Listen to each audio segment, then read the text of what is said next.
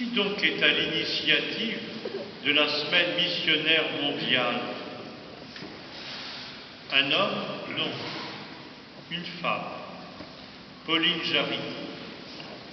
Elle fonde en 1822 l'œuvre de la propagation de la foi, lyonnaise d'origine. Elle était loin de penser que par la suite, cette œuvre deviendrait la première parmi toutes les œuvres pontificales missionnaires répandues aujourd'hui, le savons-nous, dans 140 pays, sur les 5 continents, avec un but unique, l'annonce de l'amour de Dieu à toutes les nations, à tous les peuples. Sur les terres des missions d'Afrique, d'Asie, d'Amérique latine, d'Océanie, les œuvres pontificales soutiennent le fonctionnement de 1300 diocèses, s'y ajoute la formation de 220 000 catéchistes laïcs, la formation de plus de 82 000 séminaristes, et sans compter aussi des constructions d'églises, d'écoles, d'actions éducatives, sanitaires et sociales. Tout ce que je viens de vous dire là, je ne l'invente pas, vous pouvez le lire dans Prions en Église du mois d'octobre. Rassurez-vous, je n'ai pas d'action dans Prions en Église et d'autres revues. À l'instant, j'ai parlé des terres de mission là-bas. Mais quel est l'endroit qui n'est pas une terre de mission? Aligné à Nord-sur-Aire, dans chaque commune, dans chaque village, dans chaque lotissement. Et j'ajouterai la terre de mission. C'est qui? C'est moi le premier, c'est chacun de vous. Nous sommes les uns et les autres des existences, des terres à évangéliser, c'est-à-dire à recevoir l'amour de Dieu et à faire le mieux possible pour que cet amour divin s'inscrive au plus profond de nous-mêmes. Sans cesse, nous avons à accueillir justement l'amour du Christ, à le laisser transformer nos cœurs, bref, à labourer nos vies. C'est le premier point. Le deuxième point, que nous fait entendre l'évangile de ce dimanche, ainsi d'ailleurs que les lectures qui l'accompagnent.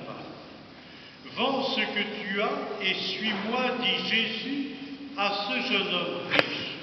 Dans la parole de Dieu d'aujourd'hui, nous est donné le secret de l'évangélisation du monde contemporain. C'est la préoccupation majeure du Saint-Père qu'il nous fait partager. Ce secret se dit en 3 mots essentiels: humilité, amour et don de soi. Pourquoi dire que je suis bon? Seul Dieu est bon, dit Jésus au jeune homme riche.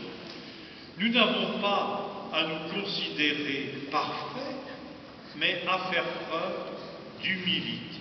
Vous avez remarqué cette petite phrase? Jésus posa son regard sur lui et il l'aima, nous dit l'évangéliste Marc. Loin de juger ce jeune homme riche, au contraire, Jésus dialogue avec lui. Il lui rappelle les commandements de Dieu. En somme, nous devrions toujours nous inspirer à travers les siècles de la pédagogie de Jésus. Je n'en connais pas d'autre aussi bonne, aussi parfaite. La pédagogie de Jésus est celle d'un maître qui enseigne et persuade en regardant et en parlant avec son cœur, ou mieux même, en parlant au cœur de l'autre. Le regard de Jésus, c'est le regard de son Père, autrement dit, un regard d'amour posé sur l'autre. Va, vends ce que tu as, donne-le aux pauvres, puis viens et suis-moi. Invitation à la gratuité qui implique humilité, amour et don de soi. En somme, en quelques mots, le Seigneur nous trace le portrait du disciple missionnaire du Christ. Ce n'est pas réservé à des spécialistes ayant fait de hautes études en théologie, en écriture sainte ou bien en droit canonique. C'est l'affaire de tous les baptisés. Plongés un jour à leur baptême dans l'amour de Jésus. Et j'ajouterai, pas besoin de partir, il en faut qui partent, mais pas besoin de partir en Afrique, en Asie, pour être disciple missionnaire du Christ. Cela se vit à notre porte, chez soi, en famille, dans le quartier, dans les villages, les lotissements. Ouvrons nos portes à nos voisins et à nos proches. Pour parvenir à ce stade de la rencontre, le livre de la sagesse, en première lecture, nous indique un cheminement, celui du discernement par la prière, nous apprend à être sages, à savoir mettre chaque chose à sa place. Jésus ne condamne pas en soi la richesse, la sagesse. L'un des 7 dons de l'Esprit Saint peut éclairer notre vie et comment nous faire distinguer l'essentiel de l'accessoire. Alors prions l'Esprit Saint, ce grand méconnu en Occident, l'esprit de sagesse, la sagesse lumière de nos cœurs, de notre intelligence, s'appuyant sur la parole de Dieu et là, rappelons-nous ce qui nous a été dit en seconde lecture, la parole de Dieu comparée à une épée à 2 tranchants. Alors fort de la parole de Dieu, du commandement, de l'amour du Seigneur et des autres, nous ferons le tri entre ce qui fait obstacle, empêche de devenir disciples missionnaires selon l'Évangile et ce qui favorise justement la mission de tout baptiser. D'ailleurs, l'histoire du jeune homme riche nous rappelle qu'on ne peut se mettre à suivre le Seigneur que si nous nous détachons des biens, pas seulement des biens matériels, mais ça peut être de biens spirituels dans lesquels nous nous enfermons, ou bien nous nous bardons dans des certitudes de savoir. Non. Vraiment, nous ne pouvons devenir disciples missionnaires du Christ que si nous arrivons à nous défaire de ces lourds bagages qui entravent notre marche avec Jésus.